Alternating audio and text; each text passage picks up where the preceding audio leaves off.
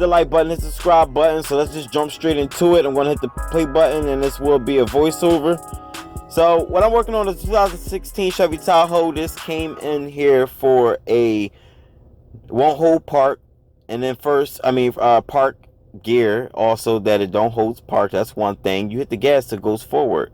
Reverse, you hit the gas, goes forward. So to get off the torque converter, I like to flip that over, drain it off to the side. Make sure you look at the color of the torque converter. Make sure it ain't all like look like that burnt metal color, like dark rainbow looking ass color, basically. So I'm gonna flip over the trans basically, and I want to take off is a various amount of 10mm bolts. I'm gonna take off the pan. I'm so glad they use 10mm bolts. I like the 4R80s they like to use, or 4R60s like to use the 13mm bolts, and I don't like those big 13mm bolts, but it's still the deal back then. So at least the 10mm ones, they're just too many basically. All right, so I'm gonna clean up my oil spill. Got an oil spill, an aisle transmission aisle. So I like to keep this piece of cardboard on the side just to slide it off to the side, right? Hey, so we're getting somewhere. So next, I guess after I get cleaned up, gonna wiping my gun off. I just get oil everywhere, oil all under the pan. Okay, slides the transmission forward. Come on, Leek. Come on, Leek. Come on, Leek. Oh, so I'm just inspecting. So next I'm gonna take off the transmission filter and just inspect it. I'm pretty sure you'll see there's debris in it because there's debris in this transmission.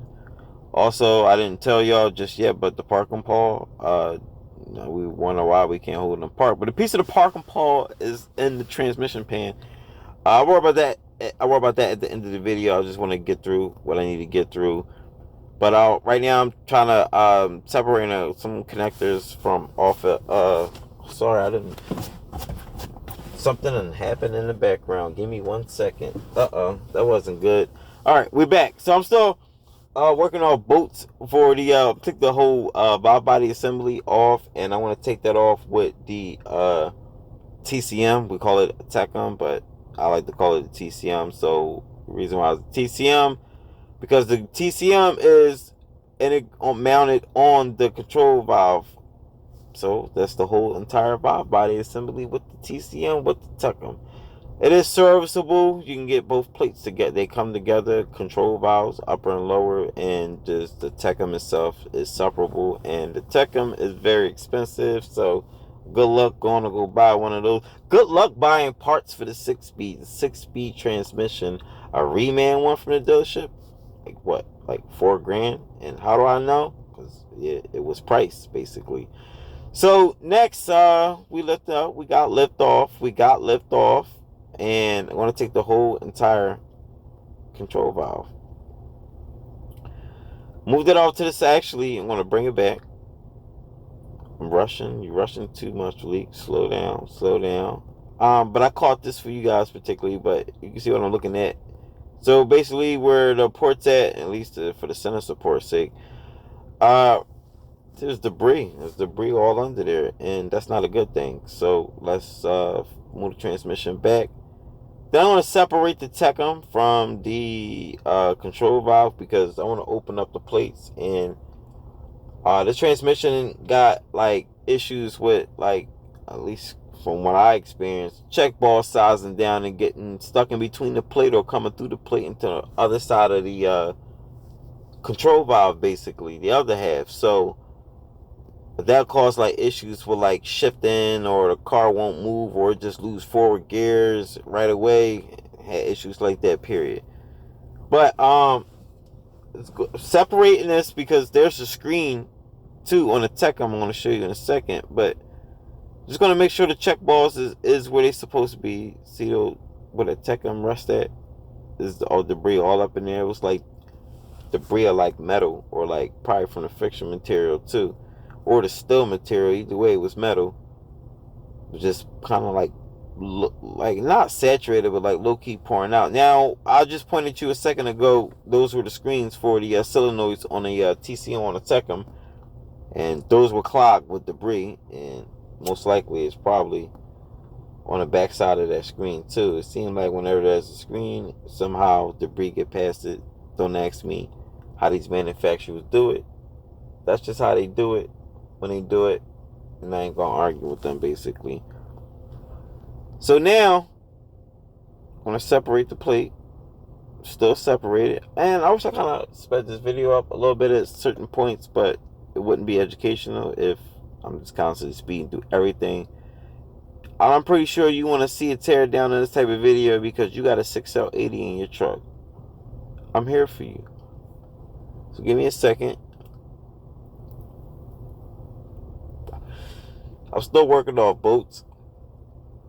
They go over the valve body, control valve, and it should be bolts on the front and the back. It's going to be a pain in the ass to separate. And I'm kind of speaking too fast because I could have sworn I already separate this, but oh, I separated the Tekken. That's what it was. I'm just moving too fast. Time for me now is 12:13 a.m. on a Friday night. Leek is tired, but Leek gotta get this done. Leek gotta get this done. Let's keep it right. So I'm just checking the check boss, make sure they are where they are, make sure they didn't come past. They didn't try to escape through the hole. That's size down. Check balls will come through the a check ball will come through the hole in these because they're sized down and come through the hole. Basically, I'm gonna say that, and it might not make sense, but I'm gonna repeat myself. Check ball size down comes through the hole. It just come from them using plastic check balls. All right, so let me stop mumbling and rebuttaling. Basically, I am tired, so I probably just didn't make any sense. I'm just like tired talking. Just put that off to the side. Let's get cleaned up. Can't believe I got like a whole 18 minutes left, but I want to rock out because I got to get this done. So I'm taking off the bolts for the bell housing. These bolts are 15 millimeter bolts, and when you take this off, it's not like a 4L60. 4L60E, the bell housing just come off. Bam, boom, sound like a bell basically. This one got the oil pump on it, so this is why a little bit pain in the ass. I getting this whole thing to come out. And not only that, I got two multiple hubs basically stuck together because we got frictions that kind of moved out of the place within the 3.5R drum and the 1.2.3.4 drum, basically just clashing. So we're gonna get to that in a second. But for now, I'm gonna flip this transmission over, and I guess I should air. What I'm gonna do? Oh no, I guess I got more to go. Next, the center support. Basically, I just kind of recall this name for this, but it holds. I'm not sure if it's a 2.6 clutch assembly in there. Could be a low drive. I don't know. Let's just call it 2.6. Correct me if I'm wrong. But slash center support. But I'm testing the piston in that, and I'm just making sure that's Gucci and that it is. So next, I guess I'm gonna wait for Leek to finish doing what he doing. And I don't know why I put the center support cell back in there thinking it was gonna help. Sometimes you gotta make sure that hole is properly sealed so air don't escape while you're testing it, because you might think the piston is bad, but nah, it was the testing tool that you was using the whole time because you didn't have it fully sealed when you was giving it air. So next, see, I'm shaking my head. Those snap ring in this transmission is very dangerous. You probably hurt yourself. Like, probably can lose an eye. Literally, is that dangerous? Be careful. But just get the proper size snap ring tool, and you'll be able to get it out. And snap ring goes in a certain way, so don't always think that when you take out transmission that these snap rings can go wherever they want and they go a certain way. And I'm going to leave that up for another discussion when I feel like it, but not always. People, I don't see people on YouTube talking about little stuff like that I just mentioned, but we're going to leave it at that though. Next, guess I don't know why.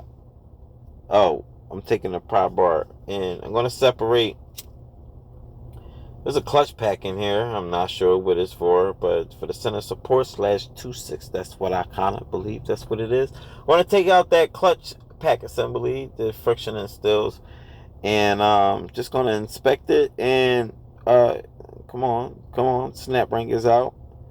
Move it off to the side. Let's get it out.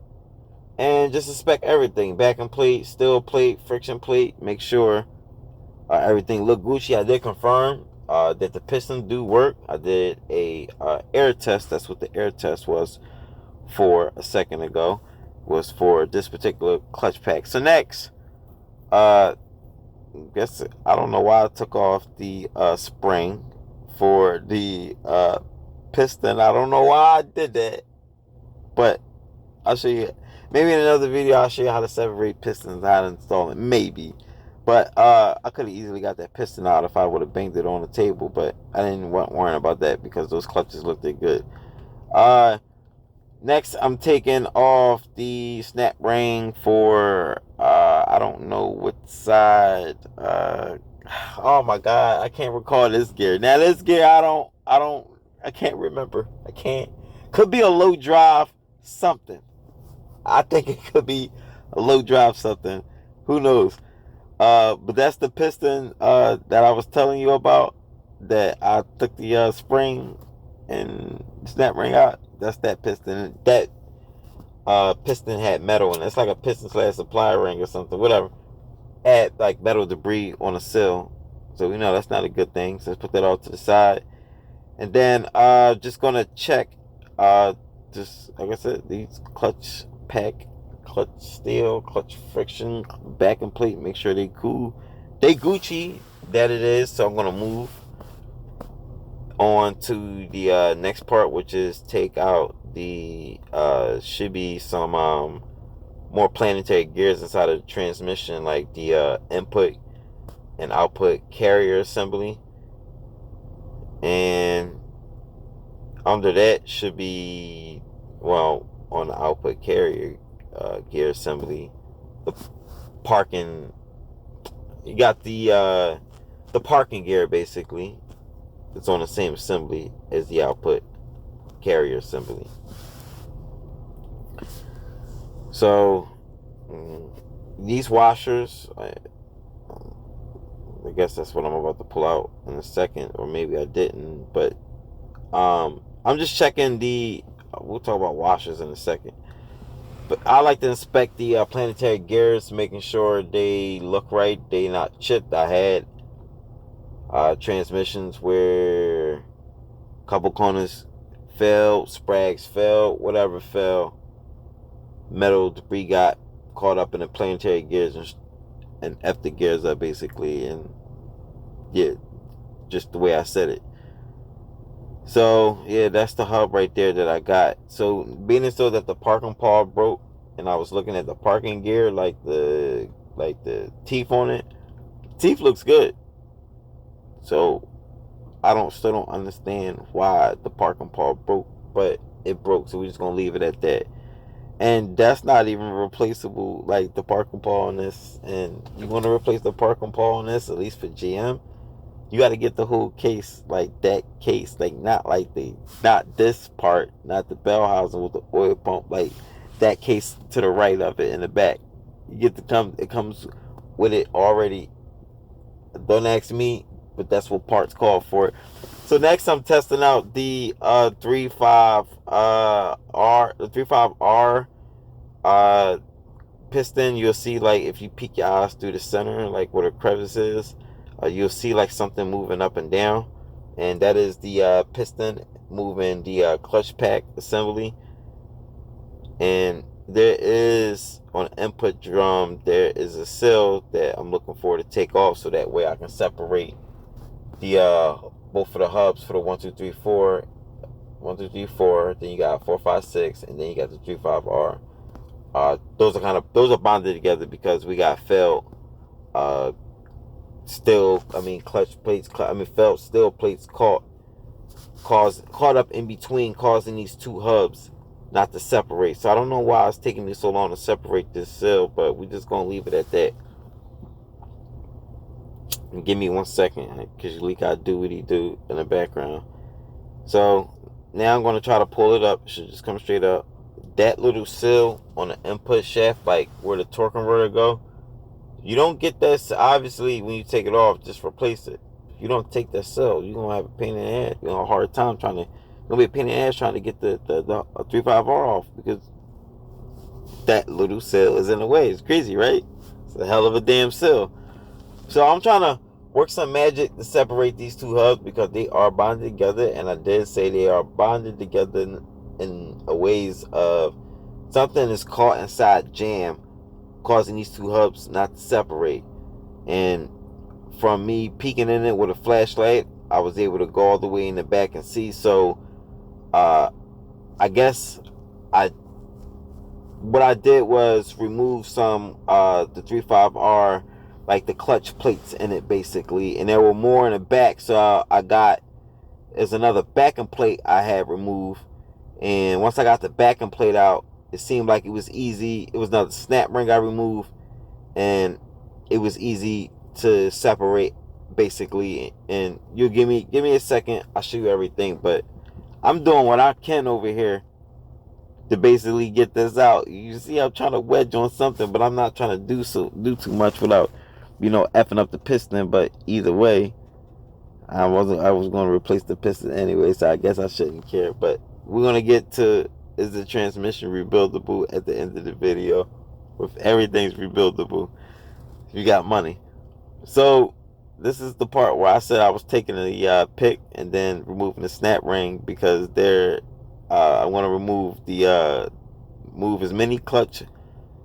I want to remove as many frictions and still plates as I can, so that way I can try to get this separated. See how they fell out? That last guy, goofy guy, that's a ply ring.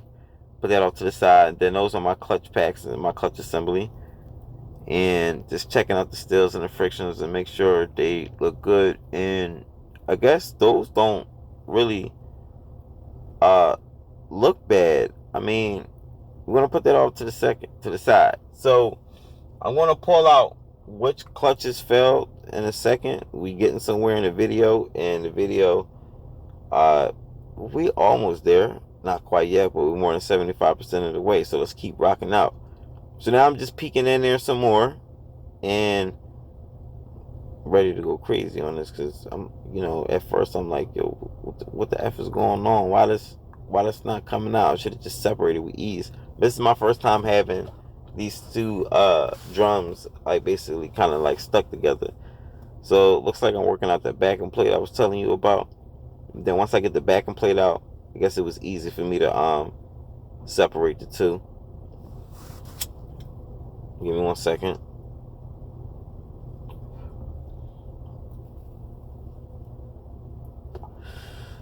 All right, we ready? Okay. Leek gotta do what he do in the back, you feel me? But I'm a good narrator, you feel me? I got this. So, now I'm working out this backing plate, right? So let me repeat myself. So now that I'm working out this backing plate, right? These two hubs should be able to separate. How? Because I said that. Stick that backing plate right there, boom. Looking at the backing plate, you can see there's some wear marks on that backing plate. Let you know something was cooking. They was getting busy in that clutch pack right there. And I guess I'm gonna figure out what I'm gonna do in a second. Yeah. See, I pulled out with ease, and should have came out with ease just like that from the beginning. But I don't know what the hell is going on. So, looks like we got a little clutch pack. 1, 2, 3, 4. Stuck. So now, when I say stuck, those friction plates and still sit on that hub a certain way, like it gets kind of like locked in it a certain way. It just don't sit on there. Those teeth got like the teeth on it that sit in the slot like shifted off, and it wasn't in its groove. So that's why it was hard for these frictions and stills to separate, just because the way it shifted off track. So now I'm taking the dead blow and I'm trying to knock it back into place. If I can knock it back into place, then I can get it off, and I guess that's the way to go, right? I'm getting so tired. I'm like literally trying to think straight at 12:27. Leak, hang in there. I'm tired. All right, I guess I'm gonna beat it off to the on the table. Now the teeth on there was worn, and on the hub. So if it's worn like that, that hub is not usable. You have to get another one because it is like scored badly. You see how I bent that plate up, right? That's how I glued those clutches is, and that's how like the clutches is still, and that's for the 1, 2, 3, 4 clutch assembly. And I think there might be another hub, the 456 hub. Got to get to that next, right? 456 hub. I believe those clutches were worn too, but we'll wait till we get to that video. So I'm gonna get some. I guess what's that? What the hell is that, Leak? What are you doing? A zip tie. I like to keep things in order. I just say that in the beginning of the video. Probably say that in a bunch of videos, and you probably never pay attention. But zip ties is my friend. So let's get what's that, like a 5th gear dampener, I think, or drive dampener or something. But I think it's a 5th gear dampener. Let's move that off to the side. And come on, what is that? Some type of planetary gears for, I forget which type of gear. We'll figure it out. Flipping it over so that this is held in by a snap ring, simple snap ring, 456, and then just flip it upside down, and the whole clutch pack stills, whatever, just a drop down as a 1, and then it's worn. When I say worn. So if your clutch, your frictions and your stills, basically if they look like this, that means your piston was got a little situation, got a little problem, something ain't right. But this piston making these clutches and still plates wear so easily. So next, I guess I'm gonna give myself a second to figure out exactly what's going on. So this one gets zip ties too. You can steal my method, like steal it. It's gonna work for you. The better you be organized, the better you be as a mechanic. So I was expecting the teeth on that. It's just a little debris, a little gunk on there. It could be cleaned off, and this one I had to eye a little bit more thoroughly because you gotta eye it up. Just make sure you pay attention. You have to eye up everything thoroughly. You might see me in a video like looking weird, like why he looking at that part like that? Why he doing this? Why he not saying nothing? Because I had to literally backtrack everything in places that I didn't look. I had to make sure I did look in those type of places, and that's literally how I am. I'm like a search and find type of person when it comes to cars. I usually find something if I search for it harder. So just still inspecting it, and that hub itself, I guess, wait, what is that? That's for the 1, 2, 3, 4. That one bad. I thought I was looking at a different hub, maybe the 4, 5, 6 I was talking about. This almost concludes the video. The video is almost over with. This what is this? The 35R. What is that? That looks like a wave plate. I separated. Those pistons. The 35R. Look. I guess that don't even matter. I was gonna bring up another example. We'll just skip it. I'm tired and I'm up anyway. But I'm eyeing up this 35R. Like I said, I like to thoroughly inspect it. I like to take my time, and I already tested make sure the pistons work. But those clutches, for the 35 and for the 35R, basically. Those clutch packs were good. They weren't even bad, so I don't need to be worrying about the drum all crazy. It just was the 1, 2, 3, 4 was all effed up, and I think the 4, 5, 6. But You know, I gotta go back and backtrack these goddamn transmission parts. Damn. So next I'm just showing you the piece of the parking pawl. Thank God this video is almost over because the leak is tired at 12:32. This piece of the parking pawl broke, and that's it. And like I said, it's replaceable, but to fix the parking pawl, you're gonna have to get the whole entire transmission. They're not gonna sell you just the parking pawl by itself. I mean, not the whole entire transmission, at least just that case part of it right there with my hand at. And I'm pretty sure come on other parts that I don't need to, you know, be messing with. Guess that's that. And yeah, this concludes the teardown of the video. So we figured out what's going on. So is this transmission rebuildable?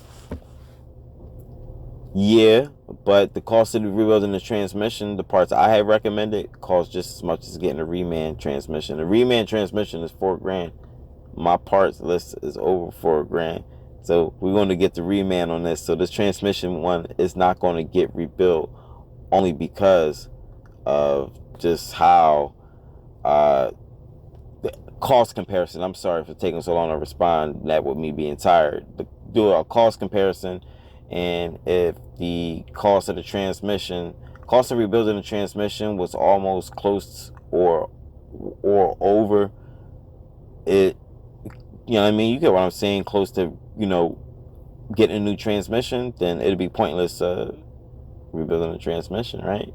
So we just get another transmission, call it a day. So I'm Leekautorepair. Thank you for holding on for like the kind of like the most annoying 25 minutes. For me, I'm tired. I'm like really trying to hang in there. Like I'm really trying bad, but I'm going to bed. So I'll holla at y'all.